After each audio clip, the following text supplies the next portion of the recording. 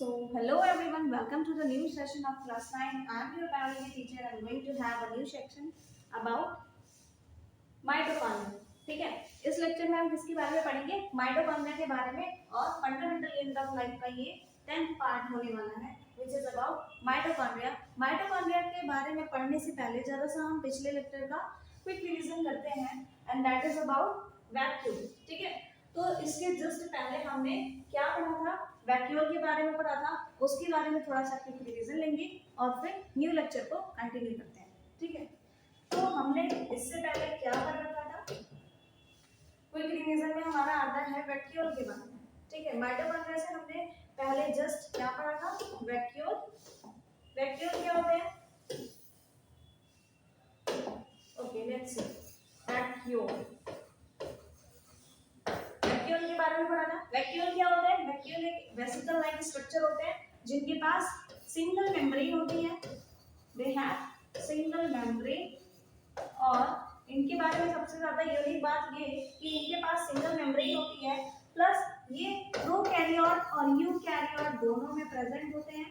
Prokaryote plus eukaryote दोनों ही cell में ये प्रेजेंट है.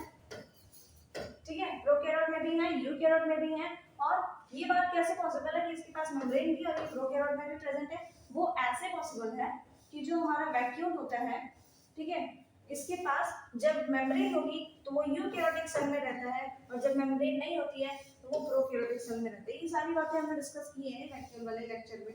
ठीक है, तो वैक्यूल में क्या होता है कि वैक्यूल में हमने पढ़ा था कि जो वैक्यूल होते हैं वो स्टोरेज के लिए रिस्पॉन्सिबल होते हैं.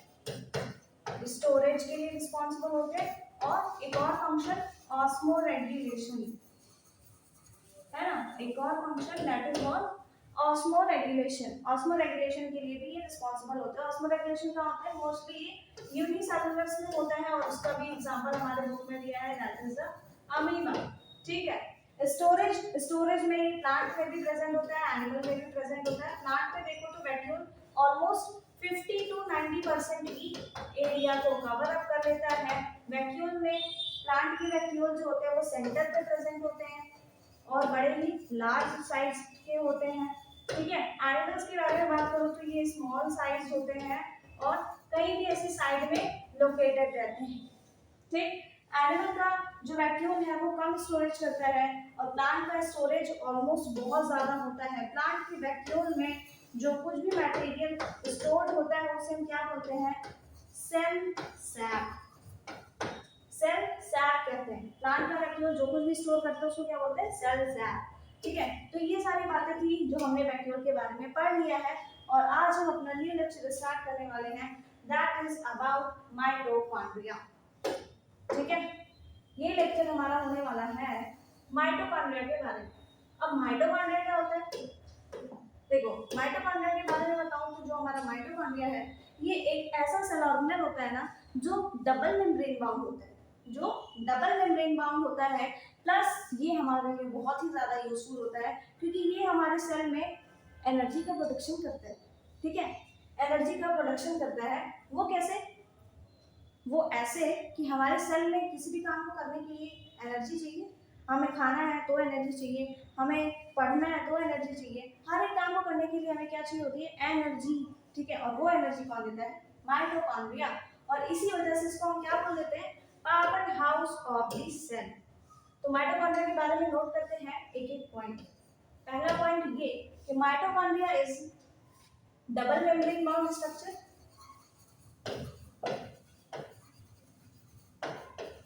Double membrane. ठीक है, डबल मेम्ब्रेन यहाँ पे प्रेजेंट होती है. ये ओनली यूकैरियोट में प्रेजेंट होता है. ओनली यूकैरियोटिक सेल में होता है. और यूकैरियोटिक सेल में कौन कौन सी सेल्स आती हैं? हमारी प्लांट सेल, ठीक है, हमारे एनिमल सेल, ठीक है, जितने भी हमारे यूकैरियोटिक यूनिसेलुलर सेल और जितने भी मल्टीसेलुलर सेल. यूकैरियोटिक यूनिसेलुलर और यूकैरियोटिक में मल्टीसेलुलर, उन सारे में हमारा माइटोकॉन्ड्रिया होता है प्रेजेंट. और absent in prokaryotes. Absent in prokaryote. Prokaryotic cell में, प्रोकैरियोटिक सेल का मतलब क्या होना है? बैक्टीरिया, प्रोकैरियोट का मतलब क्या होता है, बैक्टीरिया होता है, ठीक है। तो जो हमारा माइटोकॉन्ड्रिया है वो बैक्टीरियल सेल में टोटली एब्सेंट होता है। उसका रीजन क्या है, उसका रीजन है कि हमारे माइटोकॉन्ड्रिया है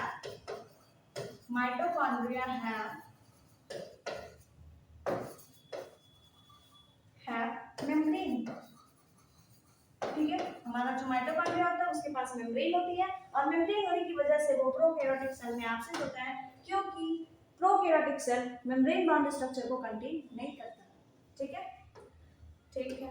उसके बाद फोर्थ पॉइंट कि जो हमारा माइटोकॉन्ड्रिया है, ठीक है, ये हमारे सेल के लिए एनर्जी प्रोवाइड करता है, एनर्जी प्रोडक्शन, एनर्जी की सिंथेसाइज करता है, एनर्जी प्रोडक्शन, ठीक है, एनर्जी का प्रोडक्शन करता है, ठीक। किस फॉर्म में, इन द फॉर्म ऑफ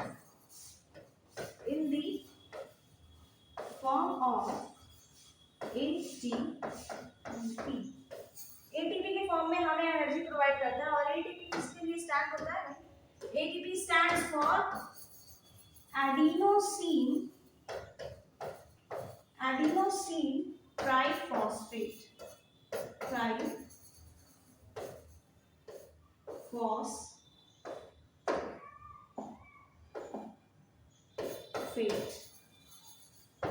ठीक है। एटीपी किसके लिए स्टैंड होता है, एडिनोसिन ट्राइफॉस्फेट, और एटीपी के फॉर्म में जो भी एनर्जी बनती है वो एटीपी के फॉर्म में ही बनती है, ठीक है।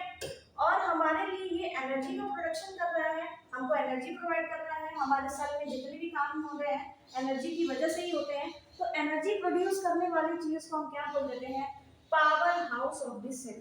यहाँ पे फिफ्थ पॉइंट है हमारा, called power house of the cell, power house of the cell, इसको हम power house of the cell भी कहते हैं। क्यों कहते हैं, रीजन यही है कि ये हमारे लिए एनर्जी का प्रोडक्शन करता है, और एनर्जी का प्रोडक्शन किस फॉर्म में करता है, एटीपी के फॉर्म में करता है। एटीपी किस लिए स्टैंड होता है, ATP stand for adenosine triphosphate, ठीक है। एडेनोसिन ट्राइफॉस्फेट के फॉर्म में एनर्जी का प्रोडक्शन करता है, और इसीलिए एटीपी को हम क्या बोल देते हैं, एटीपी इज कॉल्ड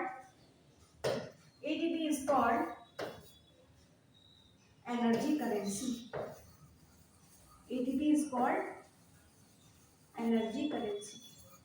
इसी वजह से हम एटीपी को एनर्जी की करेंसी बोलते हैं। क्यों बोलते हैं, क्योंकि एटीपी के ही फॉर्म में जितनी भी एनर्जी का प्रोडक्शन होता है वो होता है, ठीक है। तो ये है हमारे माइटोकॉन्ड्रिया के बारे में। ये डबल मेम्ब्रेन बाउंड स्ट्रक्चर है, प्लांट और एनिमल दोनों में ही प्रेजेंट होता है, ठीक है। बैक्टीरियल सेल में टोटली एब्सेंट होता है, माइटोकॉन्ड्रिया मेम्ब्रेन डबल बाउंड है, इस वजह से प्रोकैरियोट में एब्सेंट है, ठीक है। एनर्जी का प्रोडक्शन करते हैं, एनर्जी का प्रोडक्शन करते हैं किस फॉर्म में, एटीपी के फॉर्म में, ठीक है। एनर्जी का प्रोडक्शन हो रहा है एटीपी के फॉर्म में, और एटीपी किस लिए स्टैंड होती है, एडिनोसिन ट्राइफॉस्फेट के लिए, ठीक। एडिनोसिन ट्राइफॉस्फेट के लिए एनर्जी हमारी बन रही है, और इसी वजह से इसको power house of the cell भी डिक्लेयर करा जाता है, ठीक है। Next about mitochondria.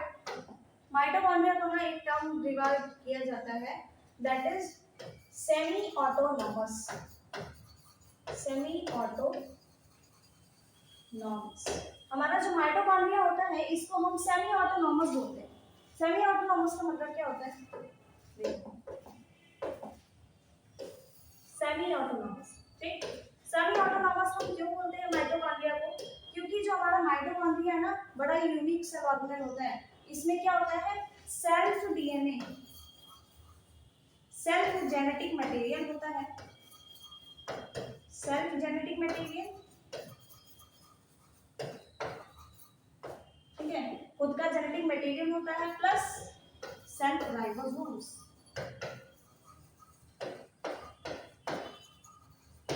ठीक है।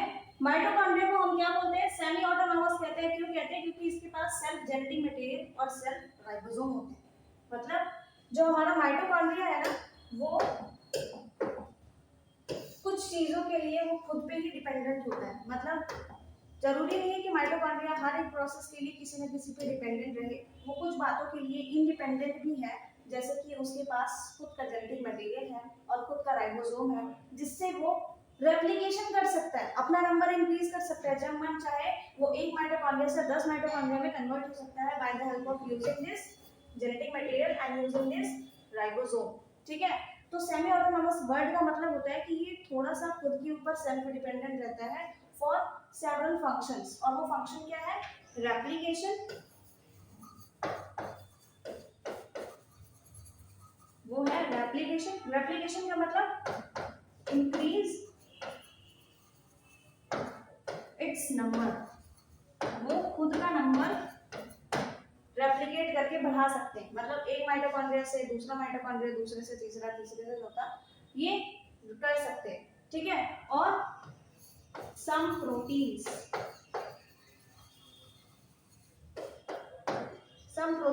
Are also formed.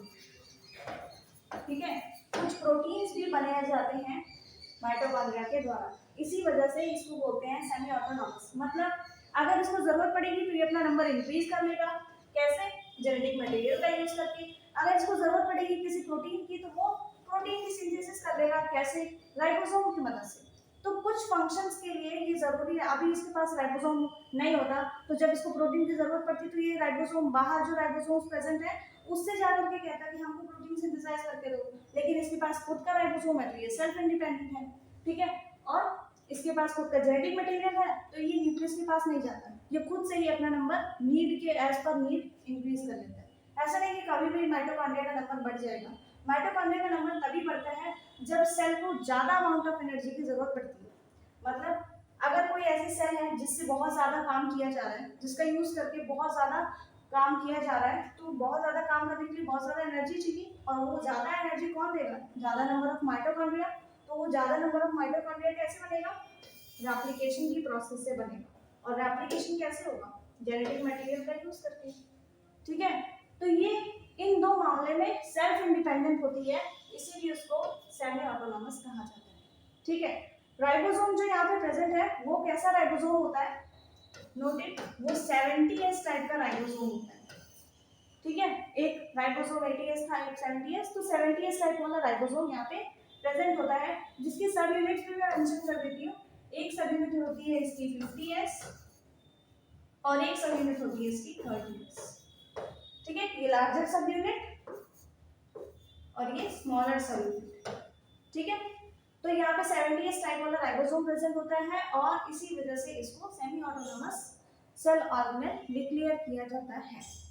ठीक है, तो माइटोकॉन्ड्रिया के बारे में इतना ही हमारे सेल चैप्टर में मेंशन है। ठीक है, इतना ही सेल वाले चैप्टर में मेंशन हुआ है कि माइटोकॉन्ड्रिया सेमी ऑटोनॉमस होता है, डबल मेम्ब्रेन बाउंड स्ट्रक्चर होता है, बैक्टीरिया में एब्सेंट, प्रोकैरियोट्स में एब्सेंट, यूकैरियोट्स में प्रेजेंट, एनर्जी करेंसी क्या है, एटीपी है। ठीक है, ये सारी बातें हमारे माइटोकॉन्ड्रिया के बारे में अवेलेबल थी जो हमने डिस्कस कर ली। ठीक है, यहाँ पे वो मेंशन है टॉपिक, तो इसमें से क्या क्या हमने कर लिया, डबल मेम्ब्रेन होती है ये हमें पता चल गया। ठीक है, प्लांट्स में प्रेजेंट होती है ये भी पता चल गया, एनिमल में होती है आई नो और यू आल्सो। ठीक है, फिर outer membrane and inner membrane. ठीक है, माइटोकॉन्ड्रिया का स्ट्रक्चर देखो, माइटोकॉन्ड्रिया डबल मेम्ब्रेन बाउंड है, ये मैंने बताया। माइटोकॉन्ड्रिया का स्ट्रक्चर ना वेरी करता है। ठीक है, जैसे एक स्ट्रक्चर इसका ऐसे है कुछ, अगर हम माइटोकॉन्ड्रिया की देखें तो ये माइटोकॉन्ड्रिया का स्ट्रक्चर है। ठीक, ये इसकी आउटर मेम्ब्रेन होती है, इनर मेम्ब्रेन।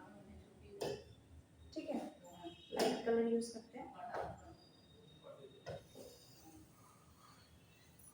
ठीक है, ये है इसकी इनर मेम्ब्रेन जिसको हम बोलते हैं क्रिस्टी। ठीक है, ये है इसकी इनर मेम्ब्रेन जिसको हम क्या बोलते हैं, क्रिस्टी। और यहाँ पे क्या प्रेजेंट होगा, डीएनए। डीएनए भी मैंने बताया, डीएनए यहाँ पे प्रेजेंट होता है। तो डीएनए कैसा डीएनए होगा, डीएनए भी अलग अलग टाइप्स में होता है, एक होता है सर्कुलर, एक होता है लीनियर, एक होता है डबल स्ट्रैंडेड, एक होता है सिंगल स्ट्रैंडेड। तो यहाँ पे जो डीएनए प्रेजेंट है वो कैसा है, डबल स्ट्रैंडेड सर्कुलर डीएनए। यहाँ का जो डीएनए है वो डबल स्ट्रैंडेड सर्कुलर डीएनए। ठीक है, फिर यहाँ पे जो प्रेजेंट है हमारा राइबोसोम, उसको मेंशन कर लेते हैं। ये रहा अपना राइबोसोम। ठीक है, ऐसे ऐसे ये सेल में प्रेजेंट होगा। इसको हम क्या बोल रहे हैं, राइबोसोम। राइबोसोम यहाँ पे हमने अभी डिस्कस किया है, राइबोसोम कौन से टाइप का प्रेजेंट है, that is of 70s type का, और इसकी सब यूनिट्स 50s एंड 30s। ठीक है, ये राइबोसोम के बारे में हो गया। ठीक, उसके बाद इसमें और क्या प्रेजेंट होता है, माइटोकॉन्ड्रिया के बॉडी में देखोगे के अंदर, तो ये है इसकी आउटर मेम्ब्रेन। ठीक है, ये है इसकी आउटर मेम्ब्रेन, आउटर मेम्ब्रेन। ठीक, और ये येलो कलर वाली ये है इसकी इनर मेम्ब्रेन, इनर मेम्ब्रेन। ठीक है, इनर मेम्ब्रेन।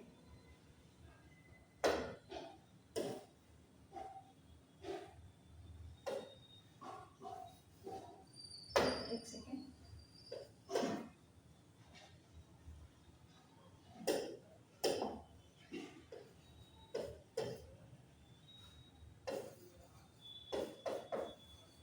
ठीक है, ये है इसकी इनर मेम्ब्रेन, जो कि कैसी दिख रही है हमको, फोल्डेड, जो कैसी दिख रही है, फोल्डेड, फोल्डेड है। और आउटर मेम्ब्रेन ये कैसी है, लीनियर है, एक लाइन में चल रही है, फोल्ड नहीं है कहीं पे भी। ठीक है, कंटीन्यूअस है, कंटीन्यूअस। ठीक है, यहाँ पे कोई भी फोल्डिंग नहीं प्रेजेंट है, नो फोल्डिंग।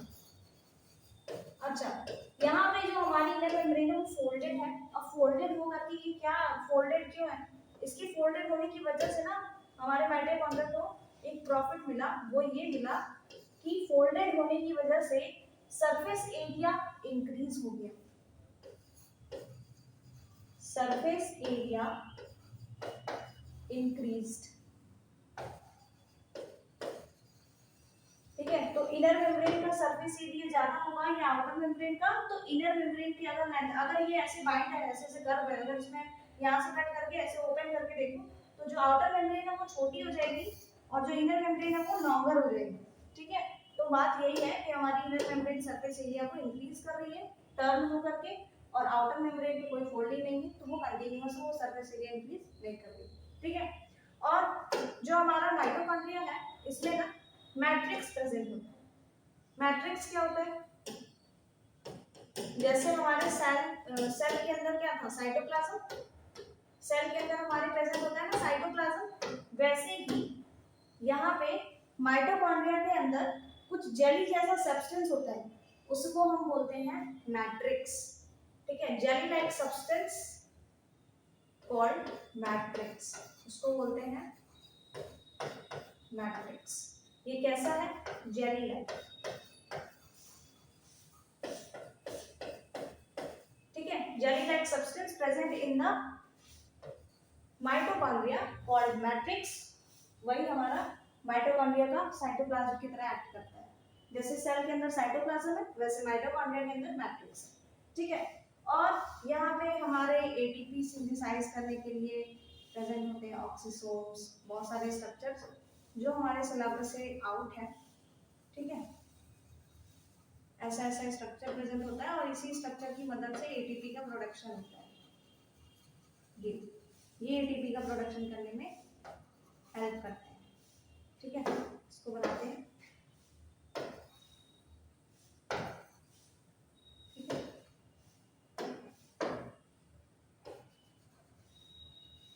ये ऐसे। ठीक है, तो ये हमारे एटीपी को सिंथेसाइज करने में हेल्प करते हैं, ये जो स्ट्रक्चर अभी मैंने ड्रॉ किया, हेल्प्स इन एटीपी फॉर्मेशन।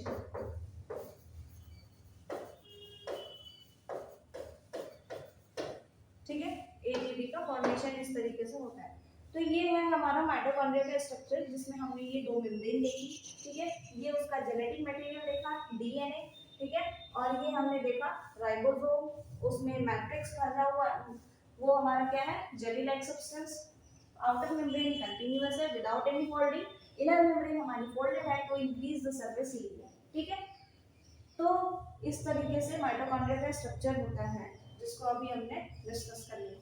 ठीक है, तो माइटोकॉन्ड्रिया का स्ट्रक्चर इसलिए है ताकि हमारे सेल में एनर्जी बनती रहे टाइमली, हमको एनर्जी की जब भी नीड हो तो हम उससे एनर्जी यूज कर सकते हैं। ठीक है, नेक्स्ट हमारे माइटोकॉन्ड्रिया के बारे में और क्या टॉपिक है, outer membrane, inner membrane done. ठीक है, ये हो गया।